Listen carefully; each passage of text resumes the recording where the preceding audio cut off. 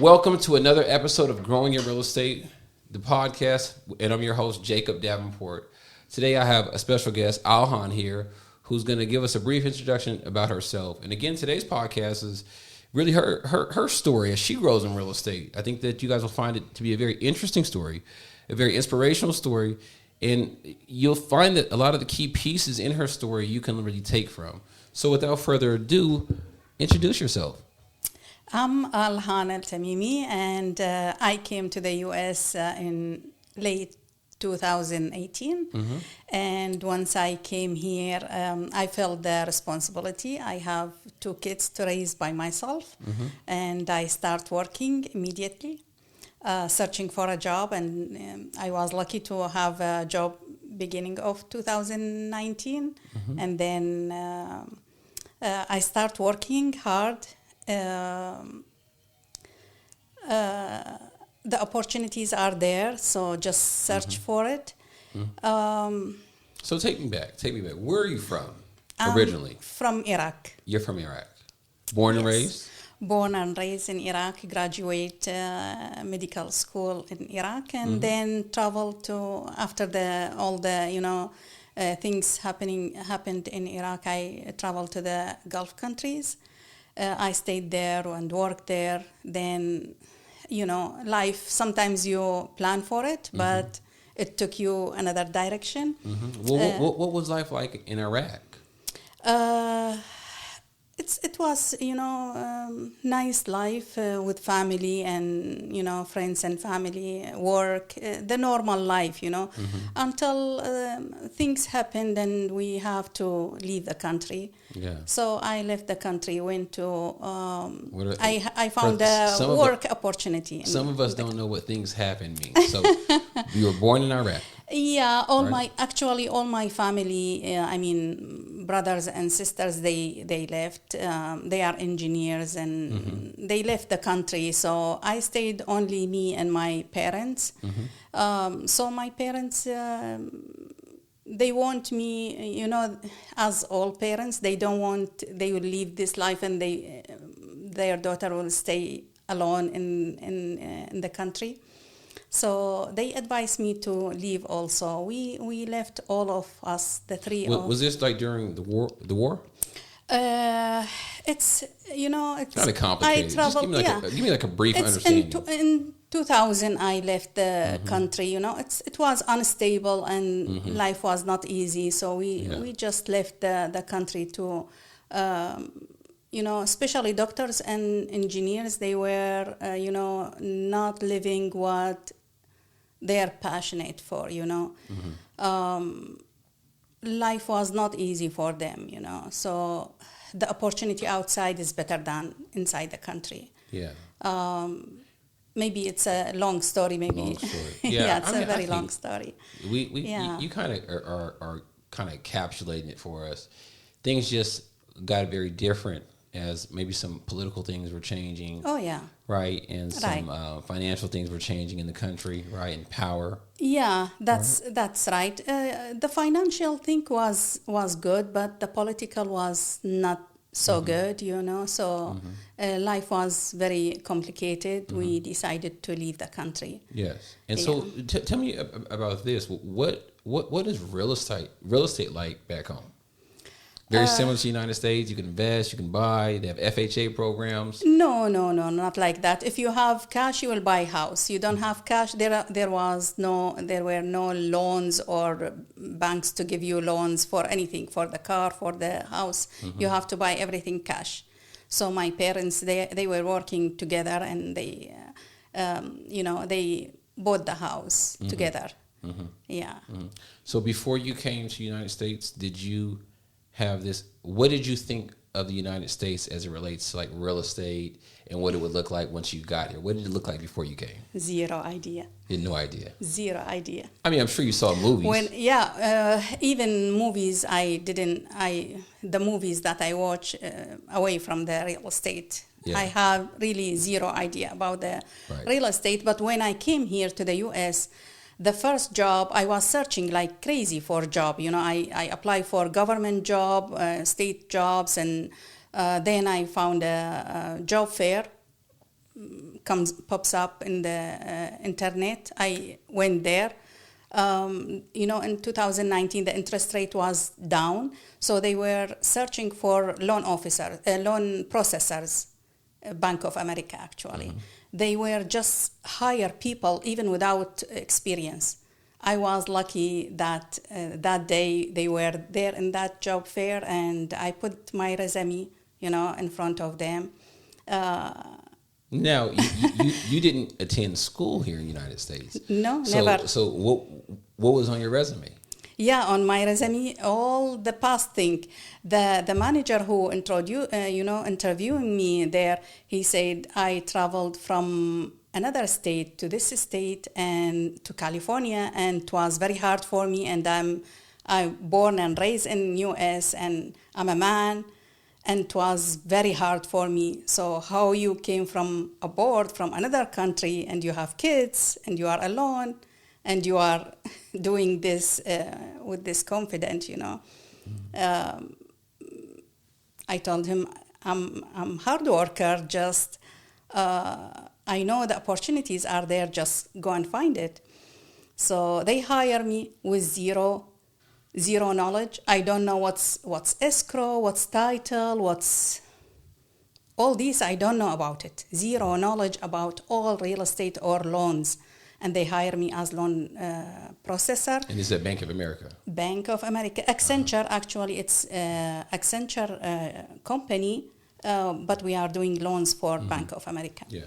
And they put us on training, When I went to the training, we were a group of 8 people, and all of us, we were zero, knowledge about loans. But of those 8 people, were any of those people individuals that just came to this country? No, they are born and raised in America. Yeah. Me, I was the only one. And the reason why I asked that is because I don't know what it's like to. We all have challenges. As you grow in real estate, you start realizing that we're a lot similar, and then we have our individuality. Yeah. And so one thing that we all have in common is a common goal to grow in real estate, be successful, and provide for our families, right? Okay. We also, what I learned as I continue to grow in real estate is that we all have some type of problem or hurdle, childhood trauma, triggers, whatever it shall be. Oh, yeah, definitely. That's what we share in common. So my question to you is what gave you the confidence to not only move to the United States, but apply for a job that you had no experience in? Yeah, actually, my mom here, she went. She has to go and she has to go and do heart surgery, and she's no one with her, only my dad, literally. So she needs someone with her. When I came here, and also I have some things back in the country. So when I came here, I decided to come for 3 months. My kids' holiday, summer school, and she will do the surgery, and I will go back to the country. You didn't plan on staying here? Never. Remind me, what year? I came with my handbag. 2016? 2018. 2018. End of 2018. Oh, you haven't even been here 10 years. No, 18. It's only 5 years, less than 5 years. But you spoke English back home. Yeah, I studied English. Yeah. Yeah. Yeah. But I know my accent is very strong, but I'm happy that you understand me. Oh, I understand everything. Instagram understands what you're saying. Anybody listening to this podcast right now, they understand what you're saying. You speak very, very well. Oh, yeah. And it's very evident that you've taken your academics very seriously. And one thing that I know about you, and I've known you for some time now, you believe in people and you believe in knowledge. Oh, yeah. And you are always trying to find out how to solve it. Oh, yeah. For me, all people are good until they prove otherwise. That's fair. That's very wise. Yeah. I got to share the story about how I met you. Oh, yeah. Yeah, I think it was well over. This is part of it, when I'm telling you I joined this company and they start, teaching us. At that time, I applied for a house. I want to buy a house for me and my kids. I got the job, then I can apply for a house. So Because you don't have the 2 years work experience. right, but what happened? COVID hit. Once COVID hit, I was so lucky. The IRS shut down, everything shut down, banks shut down, nothing in person, everything online. Some offices closed, so they found like a substitute for the W-2s and tax return. They took my experience back in the country. Are you serious? Yes, I was super lucky, and I got the house in 2020. So you bought a house and For me and my kids, you didn't live here for 2 years. Yeah. Most I don't know the stat, but most Americans will never buy a home. Oh yeah, my kids, it's mostly for my kids. My parents are here and I can stay with them, but my kids, they want their freedom. They use back in the country to play and jump here and there, and my parents are old, they want peace in the house. So yeah. You had to get your own space. I have, yeah. So I don't want them to feel less than or here less than there. So I had to do this. You had to make that. Yeah, and I envision it. And my kids also, they were, they have the same, passionate as me. So yeah, we made it and we bought the house. And everyone said, it's COVID, wait, don't buy, it's a challenge. The house prices will go down, and everyone, no one was buying houses that time. Everyone was scared. Initially. I said, I want the house. Yeah. No matter if it will go up, go down, I don't care. I will buy it and I will stay in it. I don't plan to sell it, so I'm fine. I want it. Good. And then I get laid off. I got the house after 1 week. The manager, he called us. We were working from home, and he said, he was crying, and he said, I didn't expect that Accenture is very strong company, and I didn't imagine that I will be in this position to lay off 57 employees and close 57 houses in same day. He was crying, really crying, he was unable to talk. But I was happy. Because you got the house already. Because I got the house, and I planned to get the NMLS license. So that time when I was laid off, You was already prepared for a transition. Yeah, I love the loan processing. I love the thing. It's, each loan is different than the other, and it's opportunity for me to help people. Yeah. This is something I like. Yeah. So I decided to study, and I study very hard. Seriously, very hard. I was study when I was, once I wake up, and even when I cook, the YouTube, the open, and I'm studying. I cook, I wash dishes, I wash clothes, You're just listening to YouTube. listening to YouTube, driving, shopping, the headphones in my ears, and I'm listening. And my life was only studying for around 2 months. I studied and I passed from the first time. Good job. Usually the percentage of success is 50-50. Yeah. Most people take it 2 to 3 times. I know people have taken it 7 times. Some people 12. I know people 12 Yeah. times. Well, let me take a step back and ask you this. You came to the United States in 2018. Bought your first home in 2020. Yes. As fate shall have it, you had your mind set on getting it done, and there's something so very powerful about the brain and hope and inspiration. Yes. When coming to the United States and with one bag, and you had your 2 boys that you were leading, I'm sure there was many times that you didn't know how things were going to work out. Oh yeah. When you get to those dark places where you really don't know, what do you use to help you keep going? Just studying. I took all opportunities. They told me you have to take English classes. I went to school to study English, to improve my language. I went to school, and they said you have to certify your degree so you can work here same profession as before. So I started this also. I certify my degree, and I have it till now. I have it certified, and it's there. But then I have to study for 3 years more so I can continue working in same profession. But I have kids. I have to provide things for them. I cannot go study and that's it. So I start searching in same time for a job, and I got the loan processing thing. Well, let me ask you a different question like this. I'll be straight to the point then. You have in our community. There's another young lady by the name of Natalia. Yeah. Right. Amazing. Yeah, we young are lady, similar. right? Yeah.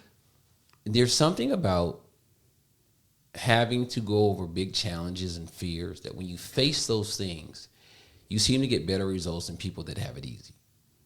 And what I'm saying is that making a transition from another country, another culture, completely different framework, and trying to assimilate yourself and grow here, I'd imagine that's not easy.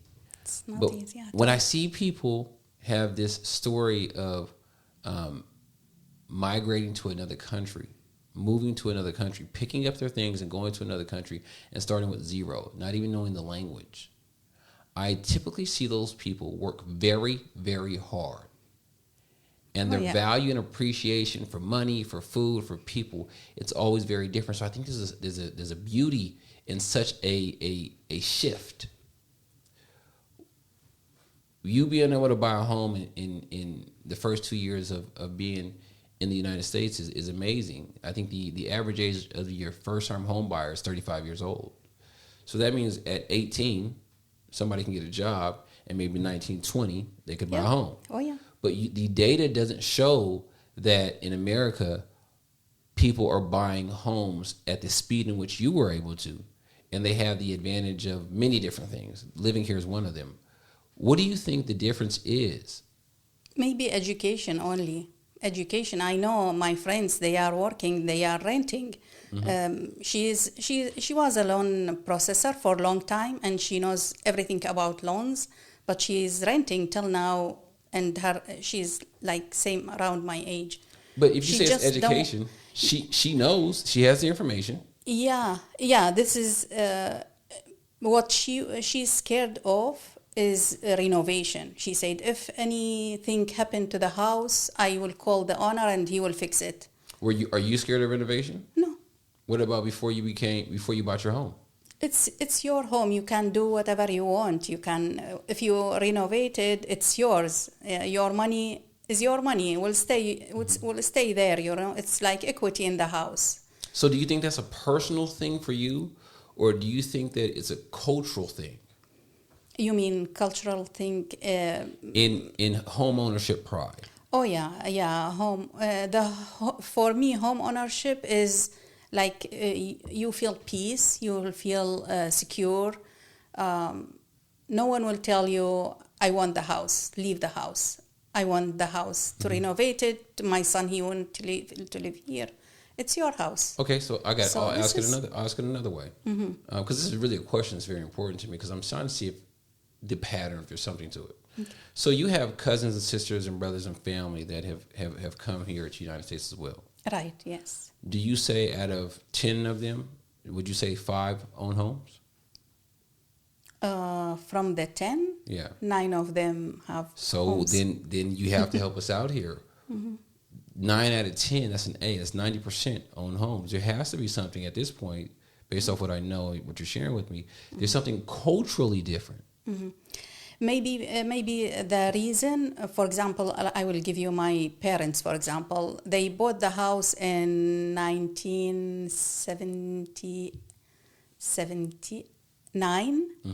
1979, they bought the house back home. Back in the country. They were employees, and they work. You know, they got salaries, both of them, and they share, and they bought that house. They were able to buy that house in 1979, but in 1980s, the employees, they were unable to buy a room, whatever they will do, because Prices of homes the went up. prices went doubles. And salaries kind of stayed the same. Yeah, and salaries become like not like before. You know, you will spend all the salary and you have to find another job to survive. You cannot save anything.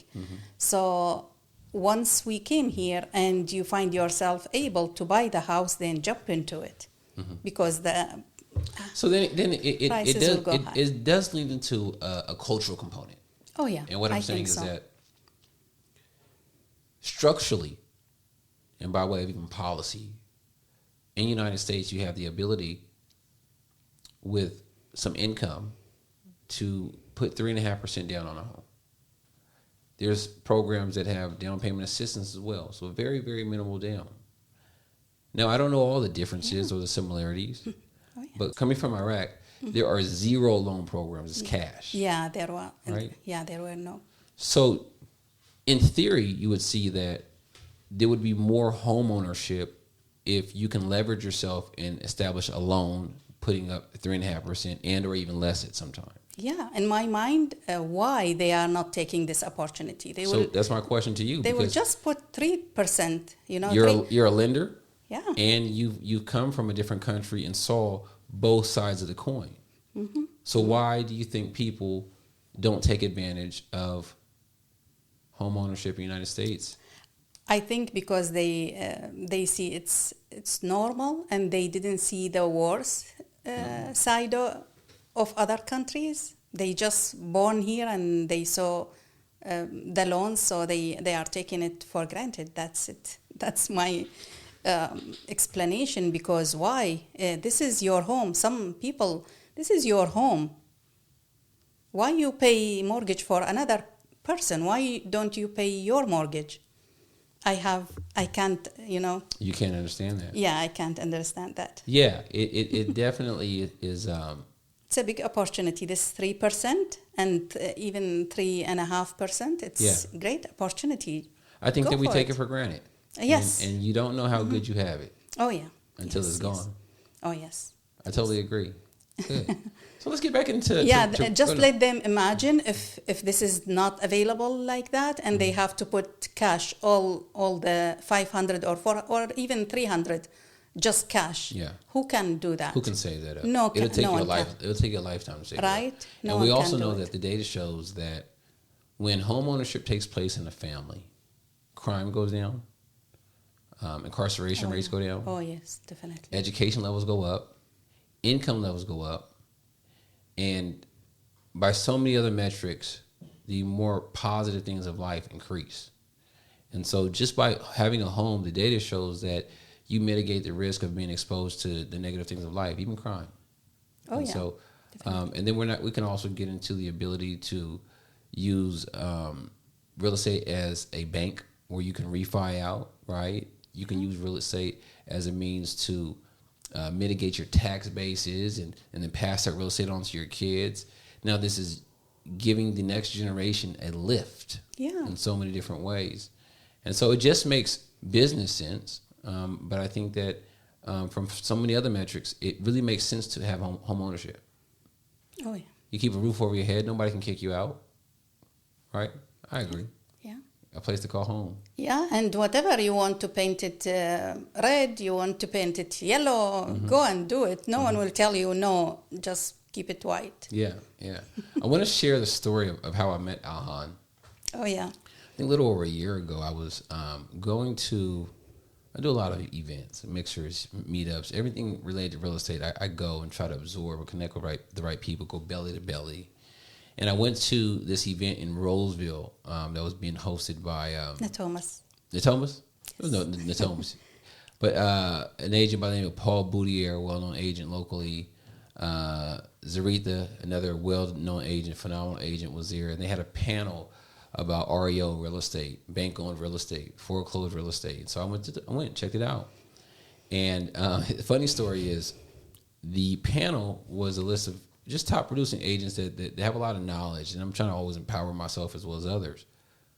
They did a raffle, and the proceeds of the raffle were supposed to go to a VA facility or something like that. Not quite sure, but they were selling these tickets. I think each ticket was $1.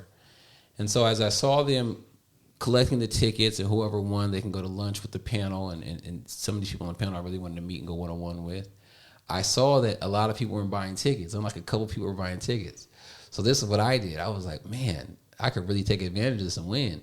So I went and bought like $185 worth of tickets, right? I bought a lot of tickets. I was like, there's no way I'm going to lose.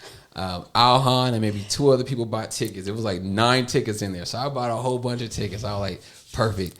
I'll pay $190 for these tickets, but it's well worth the relationship. That's what I was thinking in my head. And they shipped the tickets up. I'm like, come on, baby, let's go. And then they pulled the tickets out, 6, 6, 5, 7. It wasn't on any of the tickets that I had. And I saw this young lady, Alhan, said, oh, I got it. I got it. I was heartbroken. I was like, you didn't know this part of the story. I'm like, there's no way she could have beat me. I bought 180 tickets. I bought only 5. Yes. Look at the data. I'm always leaning into the data and statistics. And so, long story short, I'm happy for Alhan won, and I was a little disappointed because I really wanted to go to this lunch. And as I was walking out, the agent Zaretha, very very nice young lady, she was on the panel, and I walked up to her. I said, "Hey, listen, can I go to the lunch? I really could watch this. This is where networking comes in. Speak up for yourself." I said, "Can I please go to the lunch? I would really love to go to lunch." I said, "I'll pay for lunch for everybody." She said, "Man, that's not how it goes. It was a raffle." And as I continue to speak to her and everybody walks out to their car, it must have been 40, 50 people in there. Alhan, who I didn't know at the time, is walking out the front door after she established her seat at this lunch. And so I said, well, Zaretha, I'm going to be honest with you. You see this young lady right here? I'm her date for lunch. I'm going with her. Now, Alhan had never met me a day in her life, never seen me. I said, yeah, I'm her +1. Can I go? And Zaretha just started laughing like, stop it. You don't even know her. Alhan said, yes, he's my +1. And my jaw dropped because I never thought such a elegant, soft-spoken but brilliant young lady would even entertain my jovial behavior. And then Zaretha was like, well, listen, if you're her +1, then you're going. For a variety of reasons, lunch came and it didn't work out for scheduling reasons. But that's when I met Alhan. She was so kind to take me in consideration as her +1 for the lunch. And then we just stayed in touch. We stayed in touch through Instagram, Facebook. I ended up giving you my number, and we would talk. And I remember she was studying for her license. You were studying and studying. Right. And that is the one thing, as you're telling your story earlier, you always were studying. You're like, yeah, I'm studying. And in my head, I'm like, you're not studying that much. Nobody is that disciplined. But after meeting you and then you becoming a member of our Deal Mastery community, I don't know anybody that studies like you. Oh, yeah. The part that you don't know, you shoot me a message with a meeting for real estate investors in Roseville. Mm-hmm. I went there, and there were Kevin Lee, the speaker, with Mitch. Mm-hmm. Mitch Craighead. Yes. Kevin Lee, and shout out Bobby, to both of them. And Bobby was Bobby's there. my brother, great guy. So I went there, and I really enjoy it, and what they said, and it's kind of resonate in my mind, and sometimes things happen in life that will ask you to keep going. Mm-hmm. And when we sign the code, take the code and sign, they start sending me put you on their events. Email blast and their updates. So I start going to the investors events, and from there I like the journey, and so I start learning from them. Before that, you weren't thinking about real estate investing? Nope. So that what at that first event you went with Mitch Craighead, Kevin Lee, and Bobby, what was the component that was the aha light bulb moment for you? They show us the house before how it was, before condition, distress, and then the photos after that, how he totally transformed it. It's like new house. Mm-hmm. So, and he said a sentence that catch my thoughts. He said, these houses, no one will renovate it. It's distress, and the government will not renovate it. And home buyers, they want new houses or good houses, And livable houses. Traditional loans won't qualify for a house like that either. And appraisals will not qualify these homes for any type of loan. So who will do this? It's only us. If we'll not do it, then people, they will not have homes, enough homes to live in and to buy. So this is something in my nature, from my nature, I love helping people. And the concept of it, if you get some people have liens, you will close their liens. If they have any things keep them to go to foreclosure, you will come in the middle and help them not to go to foreclosure. And I'm, as a loan officer, I know what's the meaning of foreclosure. Means they will not get any opportunity later on to get another loan for 3 years minimum. While if you come in and help them, then after 1 year, if they will gain their energy and they improve their situation, financial situation, they can go again and buy another house. So it's like you are helping many people in this profession. It becomes a win-win for a lot of people. Everyone is winning, everyone. The real estate is winning. The loan officer is winning. The contractor, the people who are working there, the home buyer, the home lender, seller, the appraiser, the everyone. inspector, right? Absolutely. So Absolutely. So that was like the aha moment for me. Oh yeah. For you. Yeah. And okay, so I resonate with that, and then you got connected with our Deal Mastery community. I was able to. Oh yeah, I appreciate you. You don't know me. I was watching you after that. I'm watching you from Instagram and your social media. So once you open the opportunity to open this school thing, I jump into it. It's opportunity. It's big opportunity for me. Yeah, I have appreciation for you. A lot of appreciation. Thank you. What has been our Deal Mastery community is pretty tight. Our 201, there's about 10 of us in the community. We do things from property walkthroughs to live sessions to masterminds and deal analysis. What in our Deal Mastery 201 community is the most important thing to you? What most important? The most important is we are learning every day. Even sometimes we don't meet you in person, but you are there, answer questions, messages from the school side or messages. You are available, for us. Also, the community. If you are busy, Zach will answer Brian or Isaiah or Ulysses, Natalia. Everyone is there. So we are like a team. We are helping each other. You create a very nice community. Yeah. I love it. Yeah, we are like family. We're like family. We had some feel pretty it. good. We had Friendsgiving, we had Christmas party, we had Super Bowl party. We enjoyed it. We enjoyed. No, I totally agree. Yeah, I told you with Super Bowl, I don't know anything about ball, but I like the gathering. I like the team. I know you will prepare many things to do. Yeah. That actually brings me to another idea. I had the chance to meet your sons. Oh, yeah. Your sons were born in Iraq?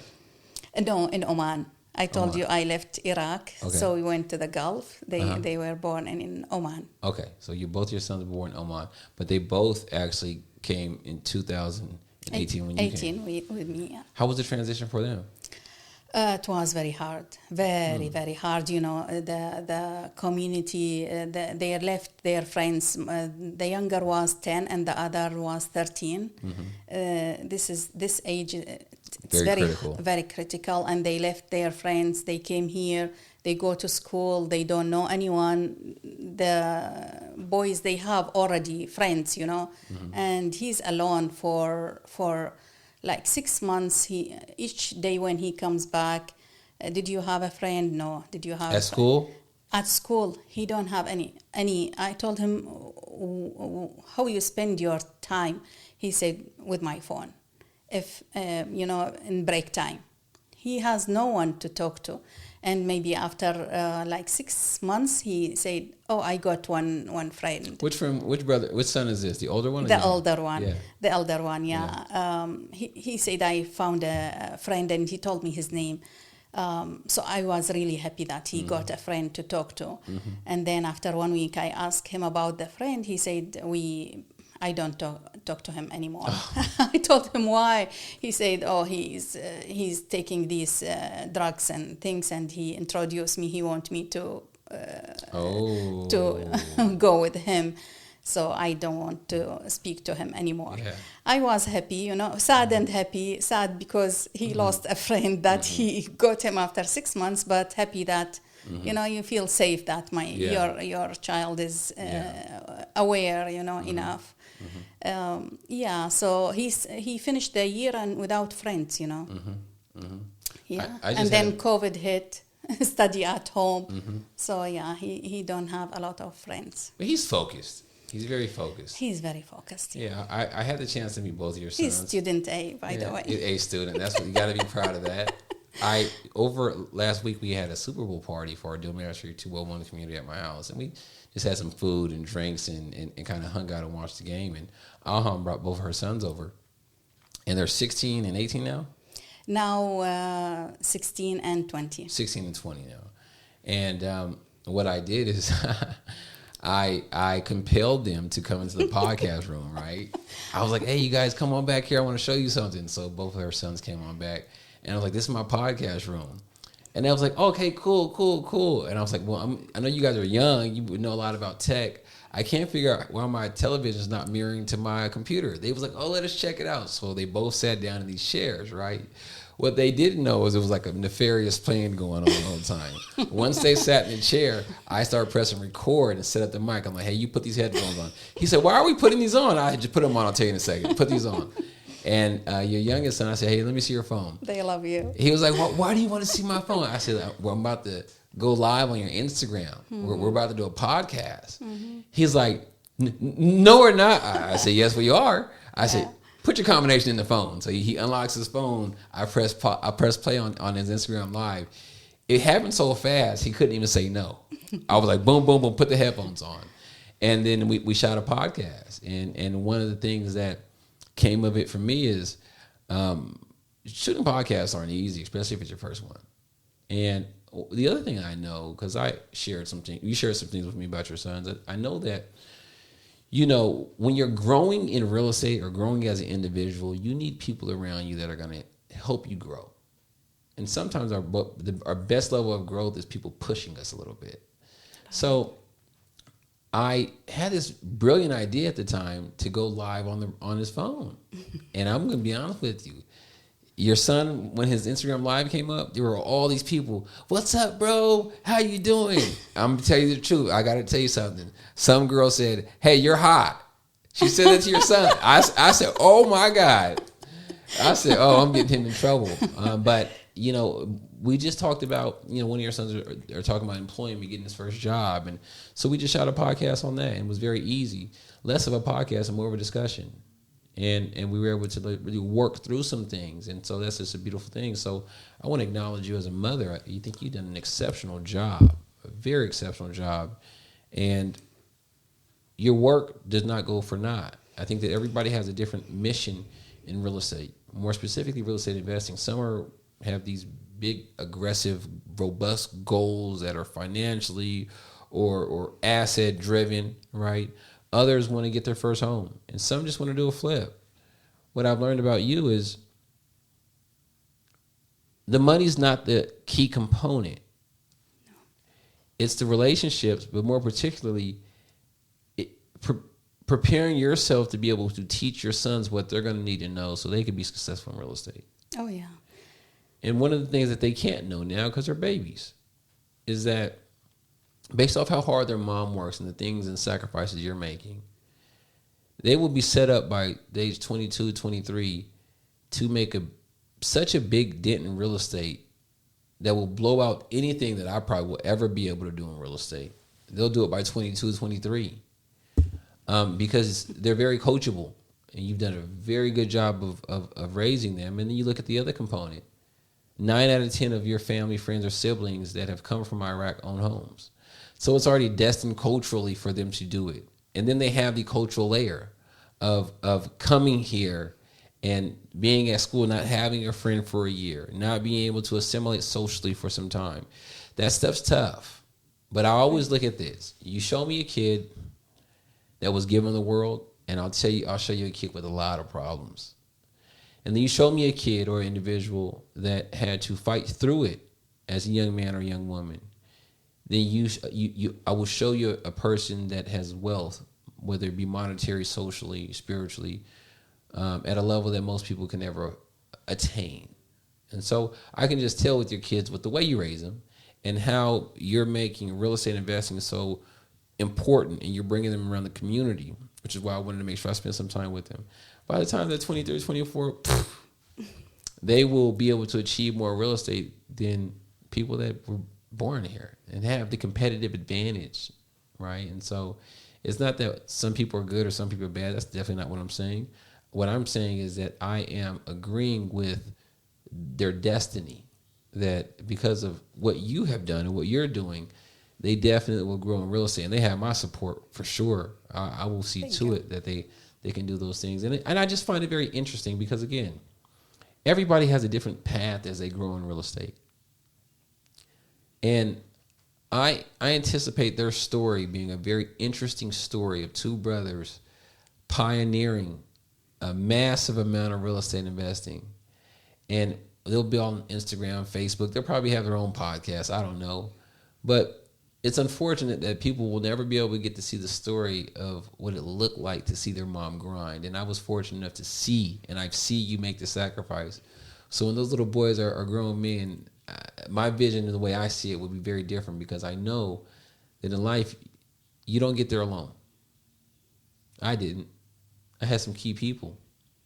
When I first got into real estate, there was a guy named Randy Thomas that taught me everything I knew. I mean, he made sure that I was well versed in it. And so without these people that you meet over time, you find that it's very hard to get there. And so your kids, they're very fortunate.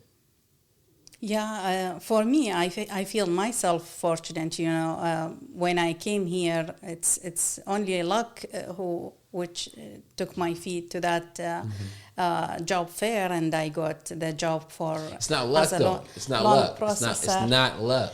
It's not luck. It's fate, because yeah, if you I do agree. the work. I agree, because I knocked maybe 10 doors, and that You had is one 100 of reasons not to go. Yeah.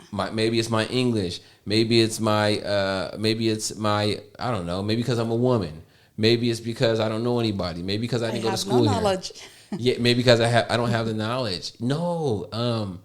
It's 97% is showing up.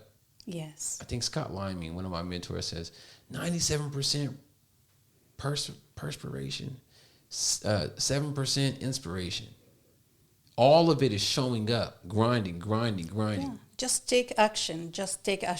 You know, don't think about fears. I remember myself when I went there, it was very heavy raining, and I went there without any, certificate from the U.S. or experience or history in the U.S. Zero, nothing. Mm-hmm. And I went to those people who interviewing people.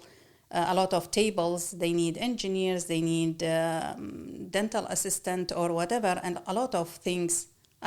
Even for engineers, I went to and talked to them.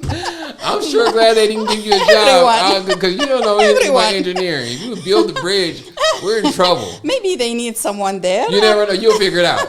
Okay, I bet on you. You figure it out. You'd be a heck of an engineer. Not engineer, but they need someone to do something there that I can do it. You know? I was, I just knocked all doors. You know, I was really, I want the job. I need to work. So I knocked many doors, and that is out of maybe 10, 15, maybe 20 doors that I knocked. Okay, so speak to, I'm going to be like your older son, right? Mm-hmm. And you just give me your response. So, and it's funny, the podcast I did with your son was about employment. He said that I'm gonna rat him out. This is what he told me. Okay, and I wouldn't have put it on Instagram Live, but what happened was this: he fed me some information that I did not agree with. I'll be specific. He said, I've been applying for a lot of jobs and there's no jobs out there. So Here you go. I told him when you apply for a job, you send your resume, but you have to follow up. After 1 week, go in person and ask, where is my resume? So he already knew this information because this is the conversation we had. You have to follow up 10 times, 20 times until because many people, they are putting their resume. But if you will show up there, and it's not only your resume, your face also in front of them. So they will choose you, even if it's not your turn, maybe. But they will choose you. So have to follow up. That was the conversation we had. He said, yeah, I'm 16. I'm looking to get my first job, but I just feel like they don't hire people my age. And there may be some truth in it, but I said, all right. Then I pressed play on the podcast, and I went live because I was like, two things. We're going to kill two birds with one stone. One, I'm going to help you debunk all your thoughts, and we're going to change your framework.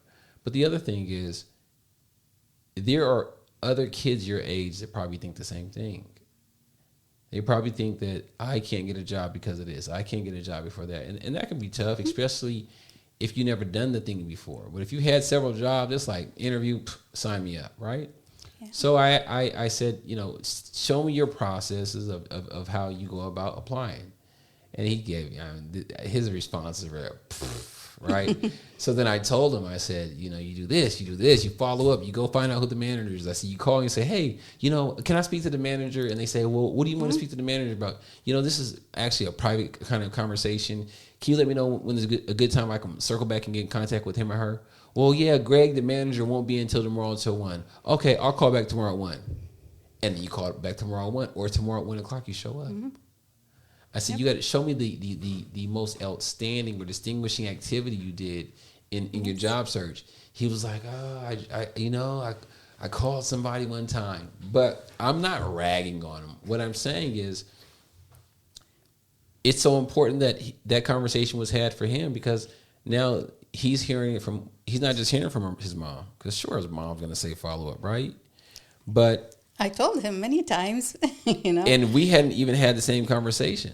As you mentioned, all people his age, or kids or teenagers his age, they will do this. They will throw the resume and they will go. They say that I did what I have to do. Yeah. But you have to distinguish yourself from them. You have to do something extra. You have to take step extra if you want to get the job before them. Yeah. Otherwise, stay on the line. They are There's hundreds in line. Hundreds in line, and stay in the line. Agreed. If you were to describe what success looks like for you in real estate investing, what does that look like?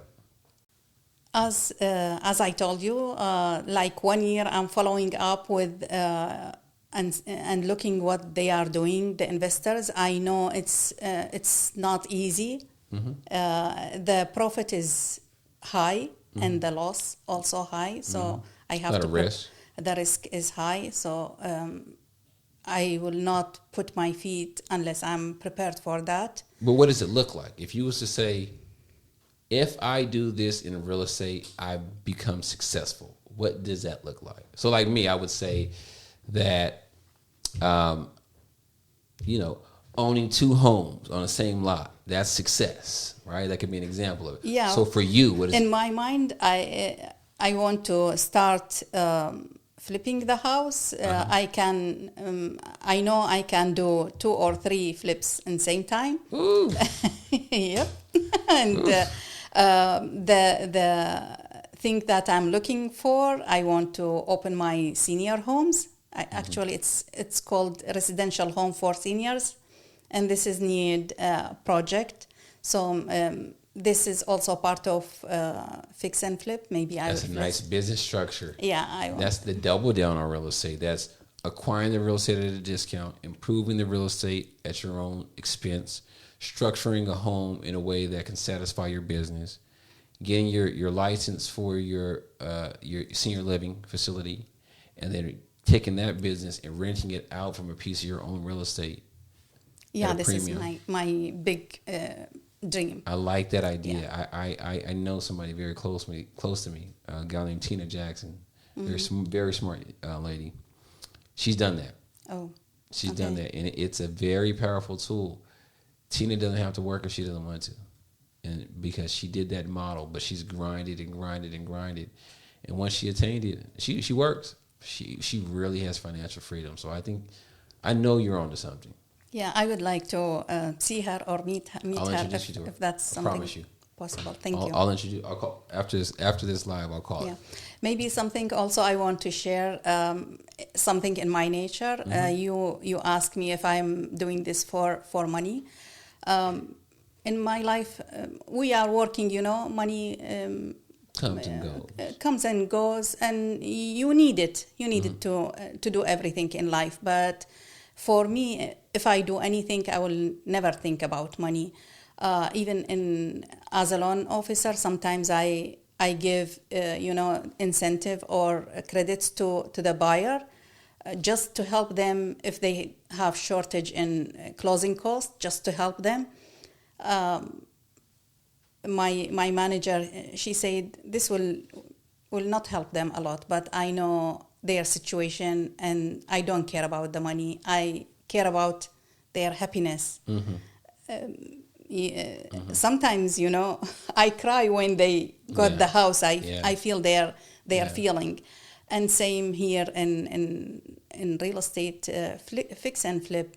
My goal is to help both families, the family that are distressed and they don't know what to do, they have big problem, and they don't know how to deal with it, and we come to help them. And from the other side, the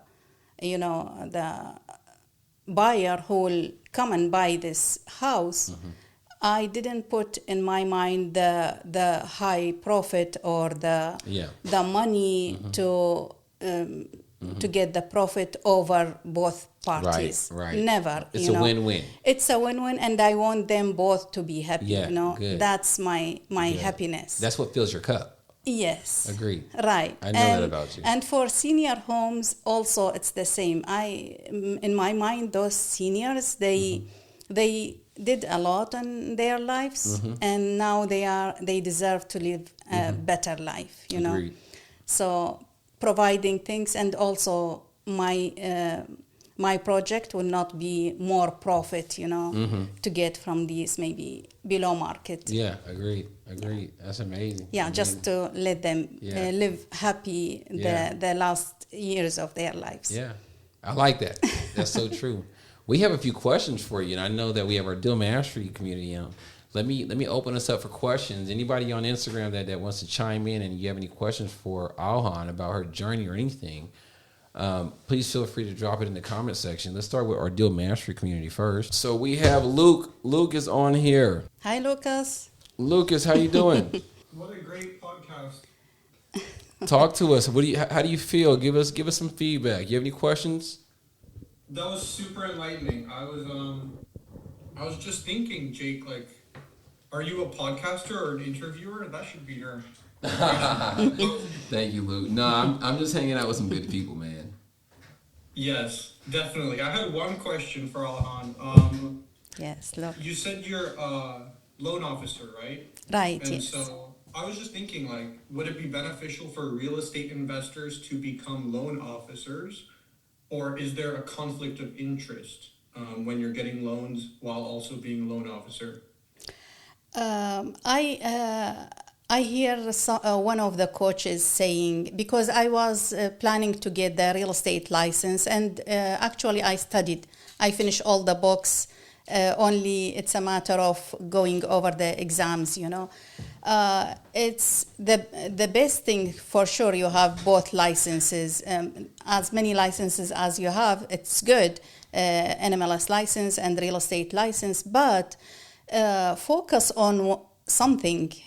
For me now, I'm getting into the real estate investors. This is need a lot of study. It's not something easy. Just you put your feet there.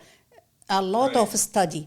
So I have a lot of things to learn here. I don't want to make my mind busy with real estate license right now.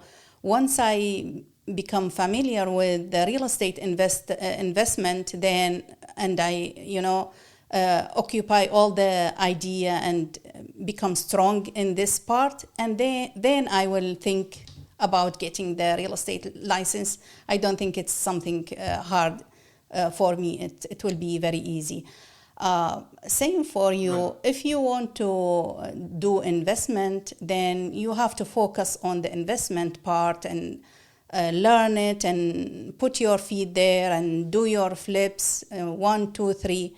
And then after that, think about getting an MLS license or real estate license. One step at a time is kind of what you're saying, huh? Yes. Yeah, Yes. incremental. Good question, Luke.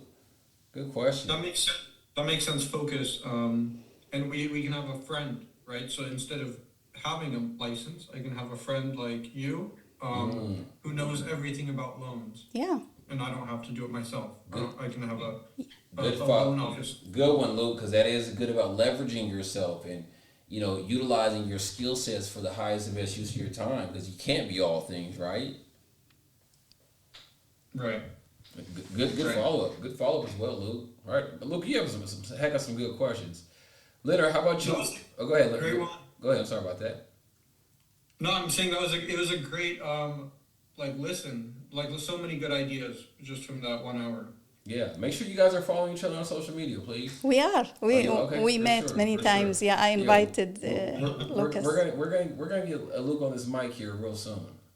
I have a ton of questions. I ran into him. Amazing guy. He's a saint. He's Luke's a amazing. saint. Yeah. Hey, he's Luke, amazing. let me jump over to Leonard real quick. Leonard, what do you got for us, brother? Hey, Alhan, great listening and hearing about your story and how you overcame some challenges with, coming to a whole new country and getting into the loan industry.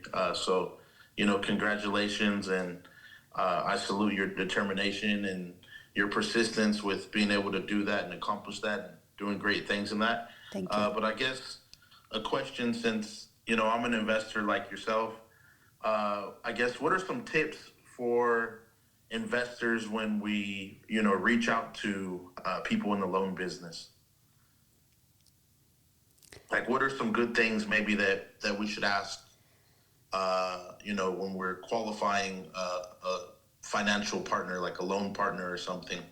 What are some things that, like, the average person maybe wouldn't know that we should be asking some of these people in the loan business? We always say you have the right to go and do shopping. When you go and want to buy a fridge, for example, you will not go to Lowe's and buy it and that's it, right? I will. You will go. I'll buy it at Lowe's. Because you have experience, right? I love Lowe's. I had it. But sometimes, Yes. for example, if Yes. you find it somewhere else, for example, on Costco with a cheap price, why don't you go You gotta shop it. same fridge in Lowe's? It's like 1,000, and with Costco they make discount 500 or 300, whatever.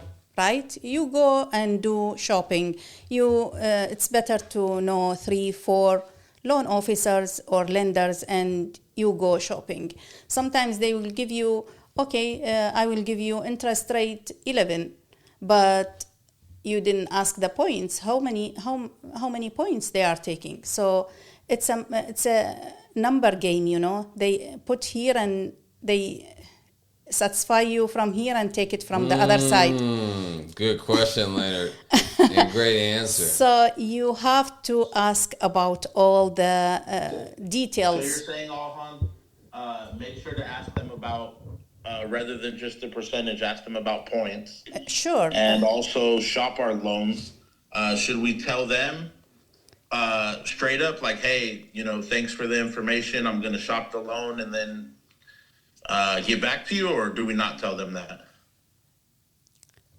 You have the right, if you go to 3 or 4 lenders and you find one of them the best rate, then you can tell the others, you can reply to them, so they will not keep bothering you, asking you, where are you? Just let them know that you find a better deal. It's your right, you know. No one will tell you why you did this. It's your right, you know. Yeah, everyone he want the best deal, right? So is there terms like is there a term sheet, or what if there's one piece of information we should be asking our lender? Would something like a good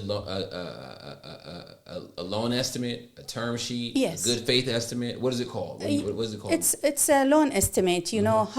What's the all the loan terms? Don't ask about one term only, only the interest or only the point or only you know, the whatever term in the loan. You get the loan estimate. They will give you loan estimate, because also you cannot ask that lender what's your interest rate or how many points you are charging. You cannot ask this question, because each loan, there are no two loans with the same, you know, circumstances and same you know, loan estimate. Each loan has its specific circumstances. Accordingly, we'll build the loan estimate accordingly. Yeah, and So that your this is- credit score your will credit score, affect. yeah, correct. Yeah, many things. Your experience, if you have experience plus versus no experience. Yeah. Your down payment, how much you're putting down. Yeah, definitely. Yeah, Yeah, yeah. some they want you to pay 20%. Some they accept 10%. Right. But they will charge you if they charge give you. you You're gonna pay for it. 10%. Definitely, they Yeah. will charge you more points. Yeah, absolutely. And Brian, you have a question by chance? So how do you handle deals that are like time sensitive, like auction properties or like, you know, properties in that, you know, in that type of way? In auction properties, you have to bring your money cash. They will not. They want the money on the table You that forgive me. same day. Let me jump in for Brian. And great question, Brian, because sometimes we use a lot of these terms ubiquitously. Yeah. So Brian's saying like a scenario. Correct me if I'm wrong, Brian. Brian's saying sometimes you'll find a homeowner in a distressed situation where the home is probably going to go to auction and be foreclosed okay. on, right? Yeah. And then the homeowner says, "Man, at this point, I'm $40,000 behind. A year and a half since I made a payment. I can't save this house to save my life. But at this point, I just want to, you know, get around getting a bankruptcy on my record, and so I will sell it to you for essentially what I owe on it, right? And so, but oftentimes this home, this subject property, could be going to foreclosure, the courthouse steps in no time. So there's small time frames in which you can make a move. And Brian, also, and I know Alhan has some information, in a situation like that, because I've done that before, is you get a contract, you get it over to your lender, get title open. Once you get all those components open, the person you're buying the house from, you should have them reach out to their bank. And if they reach out to the bank with a phone call and send over an email and say, "Hey, we're about to get this house over the hill. We have a signed, dated contract. Here's the agent. Here's the contact number. Here's the title company's information. You can follow all these people." I would tell you 9.5 times out of 10, the bank will grant you that extension. Foreclosures are very expensive. They're a large headache, and whoever owns the debt on it, they're only getting paid back what the house. If the house sale, let's say somebody owes the bank $200,000, the house, if it gets auctioned for $250,000, the bank's not getting the $250,000. They're getting $200,000. So it doesn't really play to their advantage, and court fees and so many other things. Going to auction is the last route, but I would tell you, communication rules the nation in any pressing situation. Get everybody all the information, get everybody on deck, and make sure you can communicate yourself to be a strong quarterback by way of bank, be it other agent, be it the homeowner, that, hey, I can manage this for everybody and get this deal over hill. If you can establish that level of trust, I mean, I've saved a lot of properties and got a lot of good deals just simply by doing that. Right, and sometimes some banks or lender, they will accept little loss instead of going for Going for that. Yeah, they also the bank, they don't want to go with that. And the bank doesn't want to have responsibility of a home that's vacant, and it becomes a headache, right? They kind of don't even own a home at that time. They just have some bad debt floating around, the potential to be paid back. So to get it over the hill is something that larger corporations are always thinking. And I think so. Brian's question is, do you have the ability or resources to get? I mean, average homes are getting closed between 21 and 30 days right about now. Can you close something in less than 21 days? Oh yeah, definitely. Yeah. What's the fastest you close on a home? 10 days. We can 10 close days? in 10 days, yeah. A 10. dime. Yes, 10 or, I like that. yeah. The third party, usually they are delaying us, you know, the documents, the appraisal, the third party. Otherwise, 10, You need 12 that teed days, up. Yeah. maximum. I just close a loan in 17 days. 17 days? Yeah, it's FHA, you know. It's, Yeah. yeah. They ask, how long have you been in real estate? I came to the U.S. In 2018, end of 2018, and I started my license. I took it in 2020, and since then I'm there. Do you know somebody named Saja Alte? Yes.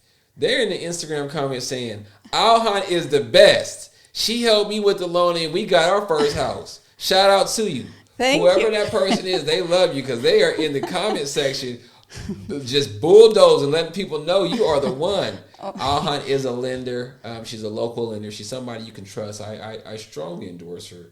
Very ethical, very informative, very kind. And so especially you working in Sacramento market predominantly? In Sacramento. Yeah, so we're going to make sure we include all of Alhan's information. So if you guys want to get connected with her, please make sure you reach out to her in advance. Alhan is a very special friend of mine. So if you guys send her messages that are mean or anything, I'm going to come get you.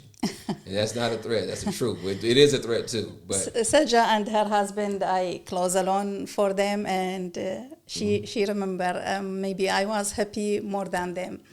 And they became my best friends. Okay. And Nay said, yes, I agree. Beautiful story.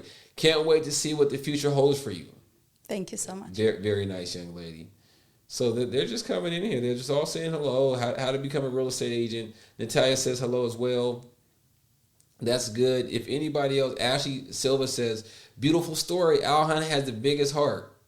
Thank you so much. Okay, so without further ado, I just want to thank you, Alhan. Thank you so much for coming out. Thank you for sharing your story. Thank you for sharing your testimony. It means a lot to me. Thank you so much. It's not often that we get to meet special people that have a special story that we can learn and grow from, but you definitely are one of those people. Thank you so much. much. So, do me a favor. Go ahead and take us away. Give us some last words. Go and chase your dream. Never give up. If you start a road or put a goal in front of your eyes, don't stop. Sometimes we are tired. It's okay. Take rest, but then continue. You will get to your goal since it's in front of your eyes. And sometimes maybe you need to smell it and test it. You will get there. Just keep going. Wise words, wise words. After 2 years of being in the United States, Alhan bought her first home. She's raising 2 young men, and they're phenomenal young men. She's a leading member in our Deal Mastery community. In our comment section now of Instagram, there were just a couple of people that knew you personally going crazy, just endorsing and explaining just how much you meant to them, them being your clients and you helping them achieve their goals. And as your friend, I just have been able to meet you as well. And I just think that you are the dearest, smartest, and sweetest individual. And I really appreciate everything you bring. You've really brought value to my life. And I just want to tell you thank you. Thank you so much. I appreciate you also. Absolutely. This won't be the last time. And I think it's also important to say that it took a lot to get you on this podcast. I'm not going to just let it not be known. It took a lot to get you on this podcast. So for everybody that's hearing Alhan's story, you're welcome. Because it took a lot. She was not coming on this podcast. We had made an appointment, made a date. She canceled. She was like, oh, my finger hurts. Oh, my eye hurts. Oh, my nose hurts. Like every single excuse. And I understand why. Because Alhan was under the concept of saying, well, I don't want to come on a podcast until I made $100 million in real estate. I've done all these big things. And I said, Alhan, people want to hear you. And the proof is in the pudding because everybody today wanted to hear you. And that's such an amazing thing.